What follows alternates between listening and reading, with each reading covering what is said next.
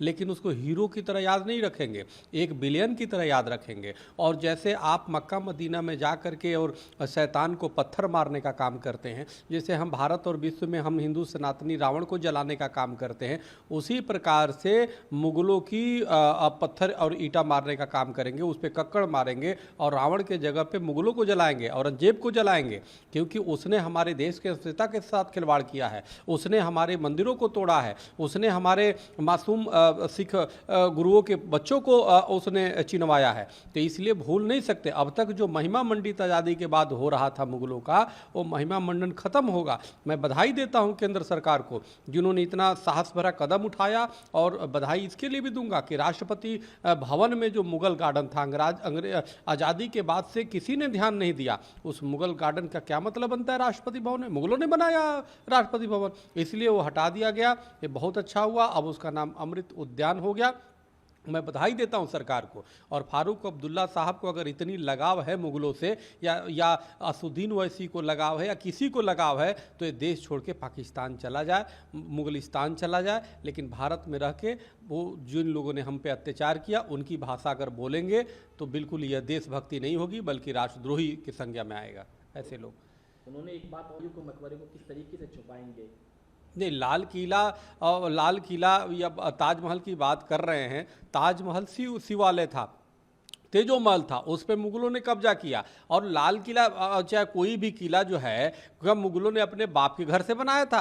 इसी देश की मिट्टी है, इसी देश की संपदा है, इसी देश की धन दौलत है, और उससे बनाया है, और आप बात कर रहे हैं। तो इसलिए मुगलों का जो आतताई है, जो हमारे हिंदुस्तान पे ज़बरदस्ती जो है हमारे सम्मान के साथ खेला, हमारे धार्मिक स्वाभिमान के साथ खिलवाड़ किया, हमारे सामाजिक हमारे ताने बाने को तोड़ने का काम किया, ऐसे मुगल रूपी शैतानों की जो पक्ष लेता है, निश्चित रूप से कहीं ना कहीं वो मुगलों के उसके डीएनए उसके अंदर है, उसको ये देश छोड़ देना चाहिए। क्योंकि अगर देश में रहेगा तो मुगलों वाली अब भाषा नहीं चलेगी। अब मुगलिया भाषा बहुत हो चुका। अब आप भले पाकिस्तान चले जाओ, कहीं चले जाओ, 57 देश है, भारत में रह के इस तरह की भाषा का प्रयोग कृपया आपसे निवेदन है न करें। फारूक अब्दुल्ला साहब खुद एक वरिष्ठ नेता होकर इस तरह की भाषा बोल रहे हैं, बिल्कुल अमान्य है।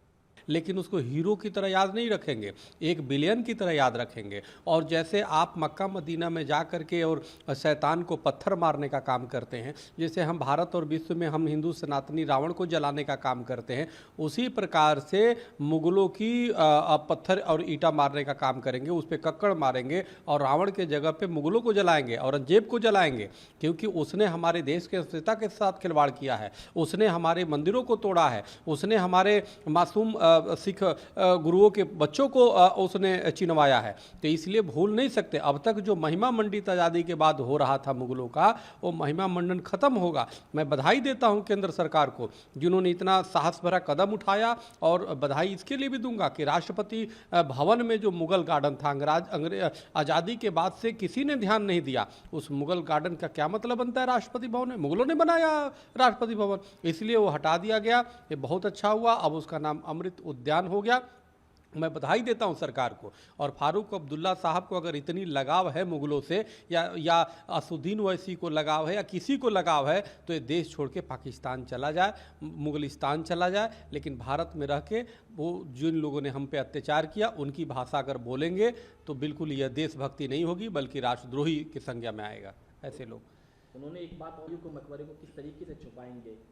नहीं, लाल किला या ताजमहल की बात कर रहे हैं। ताजमहल शिवालय था, तेजोमहल था, उस पर मुगलों ने कब्जा किया। और लाल किला चाहे कोई भी किला जो है, मुगलों ने अपने बाप के घर से बनाया था। इसी देश की मिट्टी है, इसी देश की संपदा है, इसी देश की धन दौलत है, और उससे बनाया है, और आप बात कर रहे हैं। तो इसलिए मुगलों का जो आतताई है, जो हमारे हिंदुस्तान पे ज़बरदस्ती जो है हमारे सम्मान के साथ खेला, हमारे धार्मिक स्वाभिमान के साथ खिलवाड़ किया, हमारे सामाजिक हमारे ताने बाने को तोड़ने का काम किया, ऐसे मुगल रूपी शैतानों की जो पक्ष लेता है, निश्चित रूप से कहीं ना कहीं वो मुगलों के उसके डीएनए उसके अंदर है, उसको ये देश छोड़ देना चाहिए। क्योंकि अगर देश में रहेगा तो मुगलों वाली अब भाषा नहीं चलेगी। अब मुगलिया भाषा बहुत हो चुका। अब आप भले पाकिस्तान चले जाओ, कहीं चले जाओ, 57 देश है, भारत में रह के इस तरह की भाषा का प्रयोग कृपया आपसे निवेदन है न करें। फारूक अब्दुल्ला साहब खुद एक वरिष्ठ नेता होकर इस तरह की भाषा